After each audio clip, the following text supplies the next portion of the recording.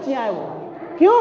وہ کہہ رہے ہیں کہ جب ہم تمہیں یہاں رہنے کے لیے زمین دیے ہیں، ہم نے تم پر احسان کیا ہے، تو تمہیں ہمارے قانون کو آج بھی فالو کرنا پڑے گا. مجبور ہیں. بالکل وہی بل ہے یہ. کل جو پاس ہوا ہماری پارلیمنٹ میں وہی بل ہے، سٹیزن شپ امینڈمنٹ بل وہی ہے، جس کا مقصد صرف یہی ہے.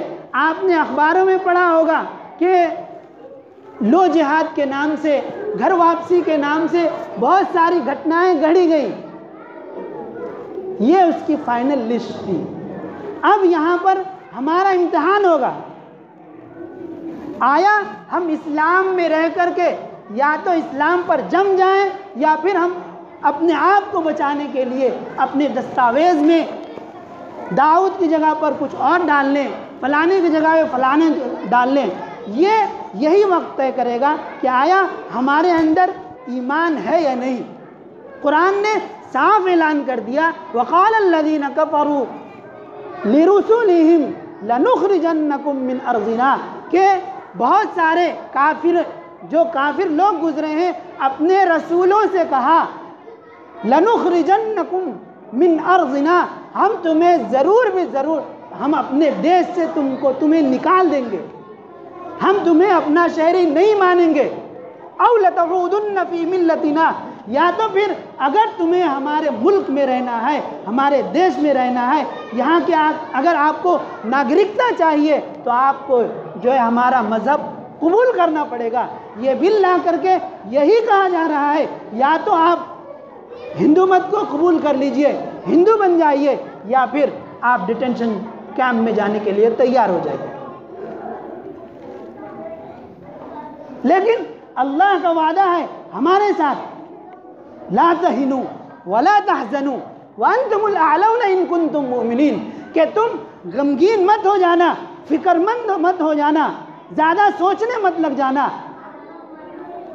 انتم الاعلون، تم ہی سر بلند رہو گے، تم ہی کامیاب رہو گے، تمہاری حکومت ہوگی، تمہاری ہی سیادت ہوگی، تمہاری ہی قیادت ہوگی.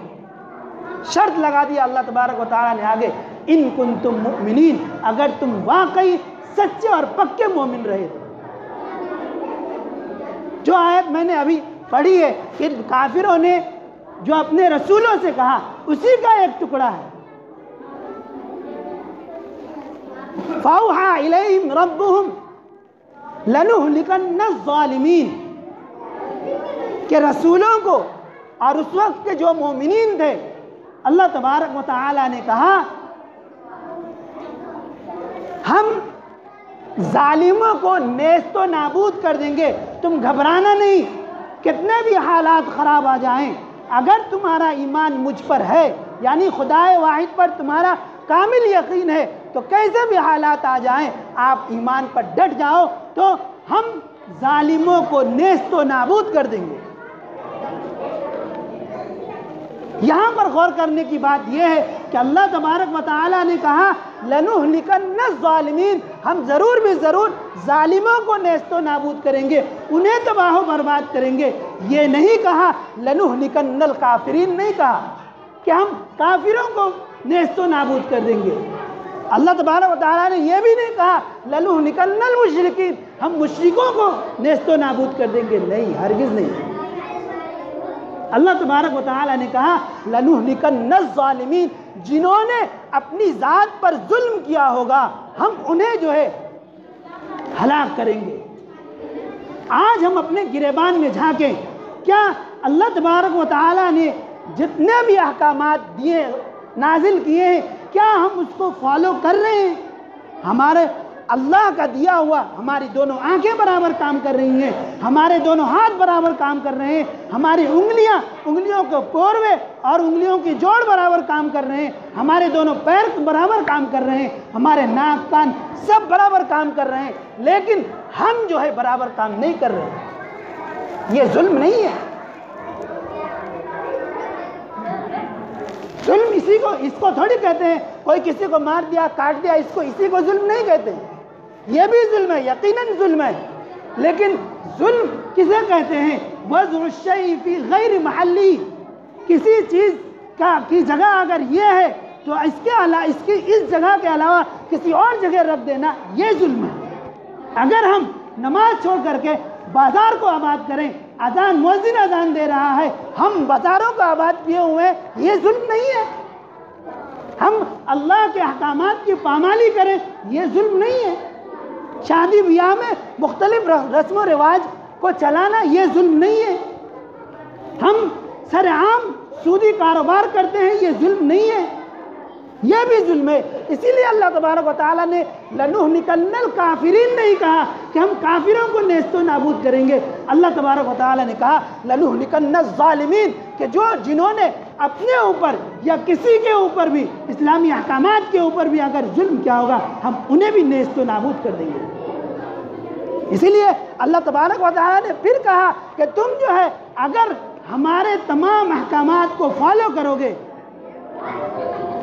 اسی کے ذریعے یہ در حقیقت اگر ہم صحیح سنجیدہ فکر کے ساتھ سوچیں تو یہ سمجھ میں آتا ہے کہ یہ اللہ تبارک و تعالیٰ کی جانب سے صفائی ابھیان چل رہا ہے۔ یہ صفائی ابھیان ہے، یہ ایسا وقت ہے، یہی وقت ہمیں بتائے گا آیا ہم اسلام کو فالو کر رہے ہیں یا غیر کو۔ یہ ایسا وقت ہے کہ بہت تیزی کے ساتھ لوگ جو ہے اسلام کے جو صفوں میں گھسے ہوئے ہیں، جن کا کامل یقین خدا پر نہیں ہے، وہ بہت تیزی کے ساتھ اسلام کو چھوڑ دیں گے۔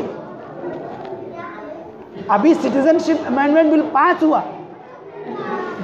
لکھنؤ سے کئی مسلمان آوازیں اٹھا رہے ہیں کہ چونکہ ہم کامل ایمان والے نہیں ہیں، ہمارا مسلمانوں سے لین دین نہیں ہے، صرف ہم نام کے مسلمان ہیں، اسی لیے ہمیں سٹیزن شپ امینڈمنٹ بل میں شامل کیا جائے۔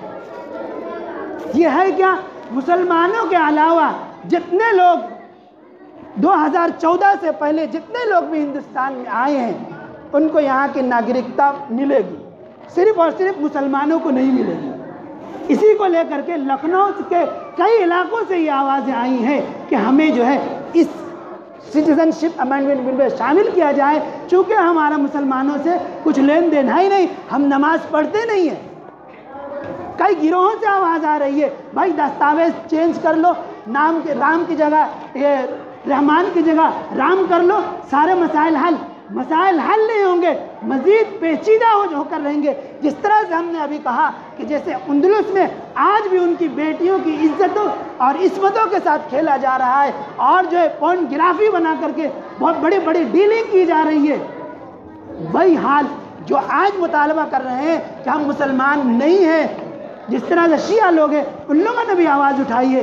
خود شیعہ وقف بورڈ کا جو چیئرمین ہے وسیم رضوی، اس نے بھی کہا کہ شیعہ لوگوں کو مسلمانوں کے ساتھ شامل نہ کیا جائے، یہ مسلمان نہیں ہے۔ یقینی بات ہے جو کچھ اندلس میں ہوا وہی ان کی بہن بیٹیوں کے ساتھ بھی ہونا ہے، لیکن جو مر گئے، جو شہید ہو گئے، وہ امر ہو گئے۔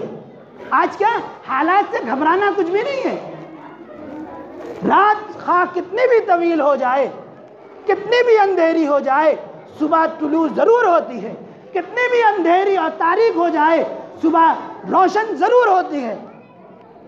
ہم اگر صحرا اور بیاباں جنگل میں سفر کر رہے ہوں، جنگل خواہ کتنا ہی طویل ہو جائے، جنگل کو ایک نہ ایک دن ختم ہونا ہے اور آبادی کی ابتدا ہونی ہے۔ یہ ظلم شروع ہوا ہے، اس کی انتہا بھی ہوگی۔ یہ عقل مندی نہیں ہے کہ ہم حالات سے گھبرائیں اور اپنے دستاویزات کی فکر میں لگ جائیں، بھائی ہمارا فلانا نام غلط ہے، فلانا نام غلط ہے۔ آپ یہ سوچیں کہ آپ کا ایمان کس حد تک صحیح ہے۔ دستاویز صحیح کر رہے ہیں، ایمان ٹھیک نہیں کر رہے۔ جب اللہ نے آپ سے کھلا وعدہ کر چکا ہے انتم الاعلون ان کنتم مومنین کہ تم ہی سربلند رہو گے، تمہاری قیادت اور سیادت دنیا میں ہوگی، اگر شرط یہ ہے کہ تم مومن رہو گے، اگر ہم مومن بن جائیں حالات بدلیں گے، ضرور بدلیں گے۔ یہ وقتی طور پر ہماری آزمائش ہے، امتحان کا وقت ہے، یہ تقاضا کرتا ہے کہ ہم اپنے اسلام کو 5% نہیں بلکہ 100% فالو کریں۔ اللہ تبارک و تعالیٰ سے دعا ہے کہ اللہ تبارک و تعالیٰ ہمیں اپنے ایمان پر جمے رہنے، ڈٹے رہنے کی توفیق عطا فرمائے، اور جو حکومت کے عزائم ہیں انہیں اس میں نیست و نابود کریں۔ اللہ تبارک و تعالیٰ سے دعا ہے کہ اللہ تعالیٰ ہمیں کہنے اور سننے سے زیادہ عمل کی توفیق مرحمت فرمائے، آمین۔ وآخر دعوانا الحمدللہ۔